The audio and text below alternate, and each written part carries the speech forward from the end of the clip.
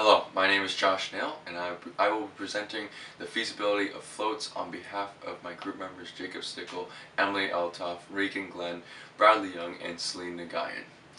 We conducted extensive primary and secondary research to determine the feasibility of Floatz and examined aspects such as product service, industry competitor market, organizational, and financial feasibility. First, the product service feasibility study comprises the analysis of primary and secondary research of the various factors that affect the desirability and demand for Floatz Niagara.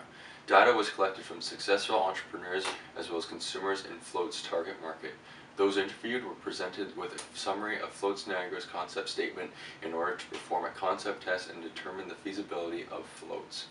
Essential information was gleaned from Frida Polaronis, a successful spa owner in the Niagara region who has been in business for 20 years.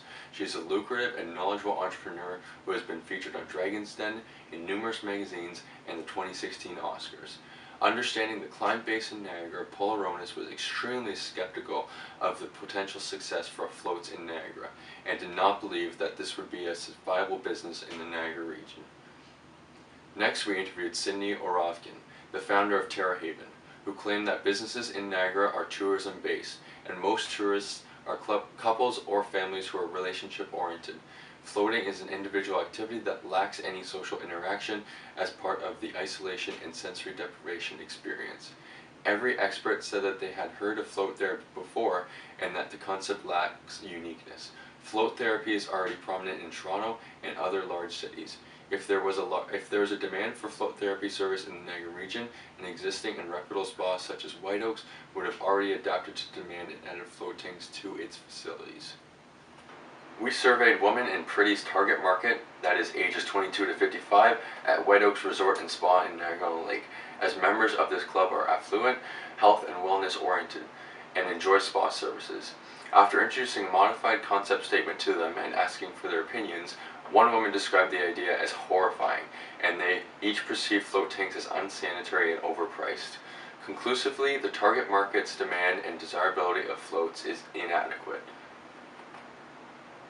After a thorough analysis of the industry and competitors in the float business, it is important that Carl Pretty recognizes the threat of substitutes such as massage therapy, physiotherapy, chiropractors, as well as their direct competitor, Grounded Roots Wellness. With growing awareness for health and wellness amongst this generation, it is likely that this industry will continue to grow by upwards of 17% within the next 5 years. Considering the growth and the trend of young consumers seeking more experiential services instead of materialistic, the float industry could potentially appeal to these young consumers looking for a full body and mind experience.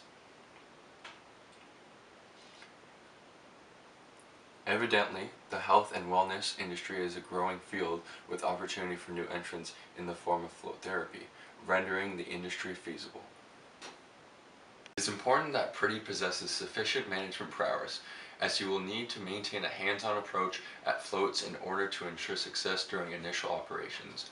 Of 10 float center owners interviewed, 7 stated that they were heavily involved in daily operations, investing over 40 hours of their time per week.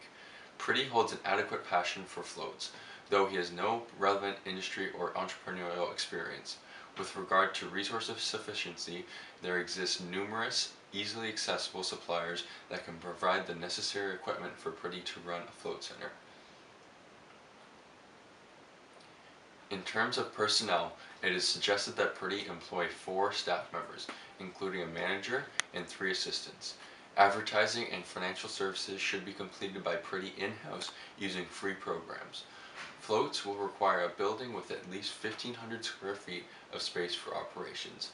Partnerships with chiropractors or registered massage therapists can be pursued to diminish Pretty's upfront personnel and supply costs, as Pretty must be willing to invest a substantial amount of time and funds into floats. The venture is currently not organizationally feasible. The financial feasibility of floats is grim to say the least. Using sensitivity analysis in the most likely scenario, floats will break even in just over 4 years, in contrast to Mr. Pretty's aspiration of 1 to 2 years to break even. The fixed costs to start this business are simply too high, with Mr. Pretty's proposed 4-tank operation where he does not have to be present. Another key flaw is the lack of Mr. Pretty's personal investment, as it could potentially make acquiring loans difficult or worse, impossible. If he replaces the manager costs of $50,000 per year with himself, that could help lower his break-even point. Another potential to bring his break-even down would to be change from a 4-tank center to a 2-tank center. This strategy can save him $65,178 from his fixed costs, and will save approximately $40% of his variable costs, meaning breaking even earlier is much more feasible. With all of these changes implemented, his dream of breaking even within 2 years seems tough. Floatz Niagara would offer many great benefits to the community. From the primary and secondary research conducted, one can infer that this business venture is not feasible in the Niagara region.